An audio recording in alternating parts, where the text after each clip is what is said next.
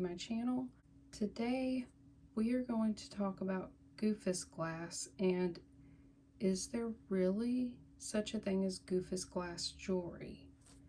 Now, kind of a backstory, I already collect Goofus Glass, which you'll see a few of my pieces here. And I've come across some brooches and other pieces of jewelry online that were marketed as Goofus Glass. And here I'll show you two pieces that I have. Very pretty. They're both glass and they're both older. And I've seen these marketed as Goofus Glass.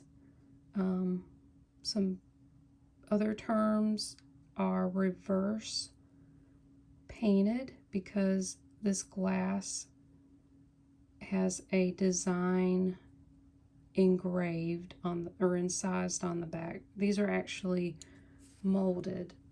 Painted, probably coal paint and enamel, and then set like that. And I've also found cufflinks and things like that, and I don't know, it just didn't really occur to me until recently that, are these things the same? Like, is there a difference between them? So that made me want to research this further, because I absolutely love Goofus Glass, and I just gravitate to these pieces, especially these. They're like an Art Nouveau design, which is one of my favorite design styles. Those were my first pieces, and so it just kind of led me on this collection of it, and didn't really know a whole lot about it. So I got this book recently, Goofus Glass by Carolyn McKinley, an illustrated value guide. It's got a lot of pictures in it. Actually, both of these pieces are in this book. And I also will link an article I found online from the Glass Museum that goes in greater detail of like the history and more and all the different names and more technical technique of how these were made. But I will go over it some here so we can look at Goofus glassware and then Goofus Glass jewelry. And are they the same? What's the difference? So we'll first start with these. Goofus Glass was actually made in America, in the United States, in the late 1800s by Harry Northwood. He has a well-known Northwood glass company. And there were other companies that also made Goofus Glass, but he was the biggest producer, and he had glass companies in several different states along the East Coast. And so it's technically an American term for press or mold blown glass that has a relief design. So this technically is relief. It's got the design on the outside, the 3D texture, and then this glass bowl actually has, show you the back, the design is pressed in the back. You can also say it's Intaglio. So they also used cold paint or cold enamels, so it chips away very easily. It's not, you know, the color's not in the glass, so over time it wears away. It was actually a very cheap glass, and it was very much mass produced. And today you can find Goofus Glass pretty often. It's got several different names. Goofus because someone remarked that someone's trying to goof them, like trick them. Like it does. It looks like these colors are in the glass, but then when you look on the back, it's actually painted on the back. And other names was Hooligan Hoolies and Mexican Wear, because the main colors they used was red, gold, and green. There were several other terms people just, started using to refer to these pieces. And I mentioned these were started in the late 1800s and probably stopped being in production around the 1920s. You don't really see these types of glass being made anymore because carnival glass became much more popular and much more durable. So a lot of people say Goofus Glass is technically the first carnival glass. Now let's get into these pieces of jewelry, and I'll also show some other examples of these reverse press molded glass pieces. They were pretty abundant too, but these actually were made in Czech, also in back in the day West Germany. You'll find what comes to mind is the West German glass pieces had the vitriol coloring, kind of a neon iridescent, not neon, but an iridescent finish. Like I have a necklace with a heart and a unicorn, and it has like a vitriol coloring on the back.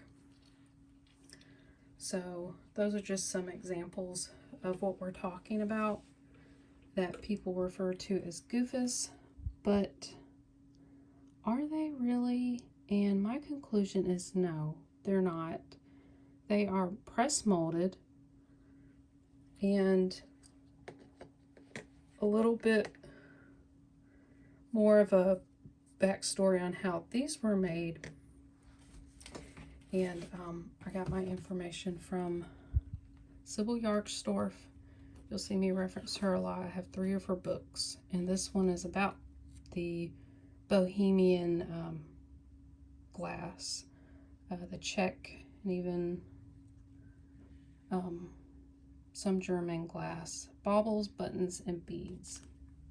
They would reheat up glass canes, so long rods of glass that had been, stretched out to use, and they'd heat it up red hot, and then they'd use these tongs that had molds, and they would squeeze the glass, and they would make buttons, they would make like cabochons like these, they would make all kind of little, they called it bijouterie, just little trinkets, little glass trinkets.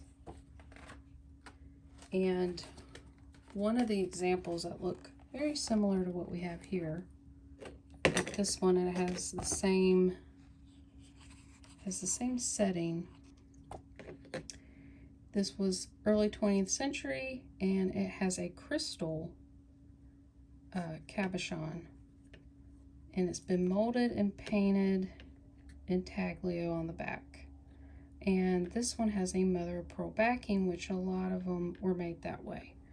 Now, this one does not. This one, it has an iridescent look, but I believe this was made a little later than, these are probably 2030s made. Maybe these are a little later. I don't think that's mother of pearl. It almost looks like a foil. And this is lighter, which makes me think this is made with crystal glass, so leaded glass. Conclusion is these are Czech made reverse glass, reverse painted. You could use the term intaglio. That's pretty common, but I believe why people used Goofus is because these are press molded and then painted on the back. And maybe they got their inspiration from the Americans, maybe not. Goofus Glass was more dishware. There were powder boxes. There was actually some oil lamps, which are very collectible, and especially when you can find them with all their paint, they're much more desirable. But these pieces are still, you can still find them, maybe not in the best shape. This one's decent. It's got some paint missing there. So that concludes my little lesson on, is Goofus Glass jewelry really a thing? And I hope you enjoyed seeing the examples from my collection and seeing the similarities and differences. And yeah, let me know if this was helpful. I love hearing from you guys. Please leave me a comment below. Also, please like this video, and if you have not, you should subscribe to my channel. I really enjoy doing these educational videos. I also like to repurpose and upcycle jewelry, and I'll often show my creations here. And also, if you guys haven't checked out my Etsy shop, I have it linked in all my videos and also in my about page. Yeah, Christmas is coming up, and just letting you guys know, if you want to buy a Christmas gift, you might want to do it very soon so that it'll arrive on time. But yeah, the mail delivery's been pretty crazy. So thank you guys so much, and I will see you all in the next video.